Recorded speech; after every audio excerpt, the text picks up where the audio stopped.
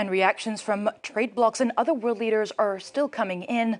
German Chancellor Olaf Scholz slammed the US tariffs as fundamentally wrong and warned that the European Union could retaliate by targeting American tech titans. While on a larger continental scale, the European Commission President Ursula von der Leyen promised Brussels was preparing further countermeasures, but added it was not too late to address concerns through negotiations. Let's take a listen. Reaching for tariffs as your first and last tool will not fix it. This is why from the outset we have always been ready to negotiate with the United States to remove the remaining barriers to transatlantic trade. At the same time, we are prepared to respond. We are already finalizing the first package of countermeasures in response to tariffs on steel. And we're now preparing for further countermeasures to protect our interests and our businesses if negotiations fail. To find out more about the European Union's reaction to the new trade barriers, let's hear from our Brussels correspondent, Dave Keating. Dave, thank you for joining us on the program. Which of the European sectors are expected to be hit the hardest?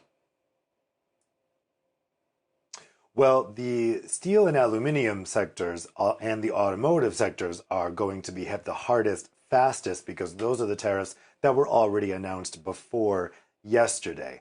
But in terms of yesterday's tariffs, which are new, we can see already from the market reaction which sectors are going to struggle the most with this. And the fashion and luxury sectors in Europe, as well as textiles in general, took a major hit today.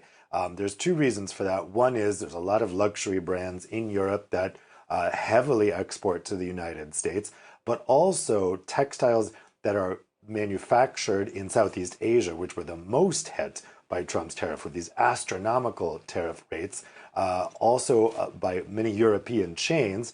If there are some problems with the supply chain there in Southeast Asia, it's also hitting clearly the textile sector. Other sectors that are expected to be pretty hit are machinery and equipment. We heard in the report there about Airbus. That's just one example of a European company that is exporting a lot of equipment over to the US. For the moment, pharmaceuticals and chemicals are exempted from these tariffs. That is a major export market from the EU to the US. But the future of that is unclear. There are rumblings that the pharmaceuticals and chemicals could be brought into those tariffs. That's why you saw them there at that meeting with President Macron today, because that is another sector that if it was hit by tariffs, if that exemption goes away, which the White House has suggested it could, they could be majorly impacted. And we've just heard from the EU Commission President, Ursula von der Leyen, that Brussels was ready to retaliate with its own countermeasures. Any details as to what they may be?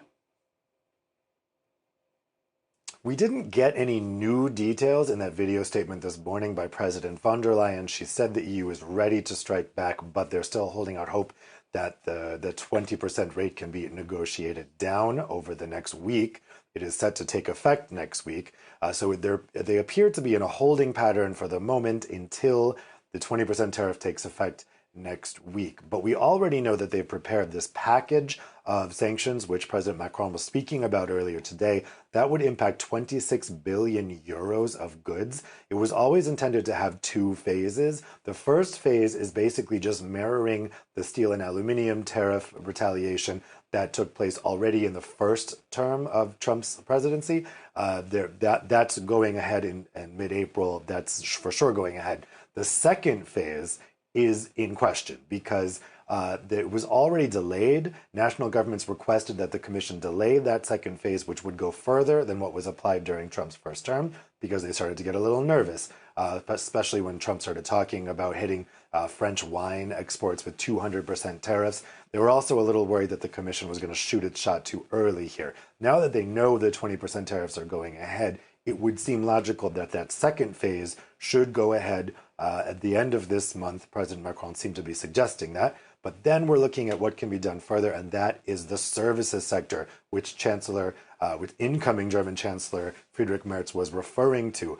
That is the nuclear option for the EU, because While the EU exports way more goods to the US than vice versa, the US exports way more services to the EU than vice versa.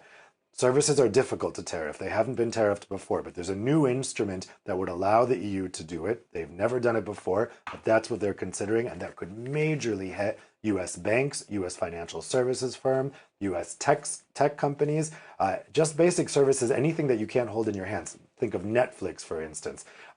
Europeans are major consumers of US services, and those things may be hit with a tariff. That's the big question that's, I think, going to be unresolved for a bit here. The EU is going to be looking at its legal options, economic blowback implications. They're going to take some time with that decision about the services, but they are quite seriously looking into it, I'm told. Thank you very much for this, Dave Keating. Dave Keating, our Brussels correspondent.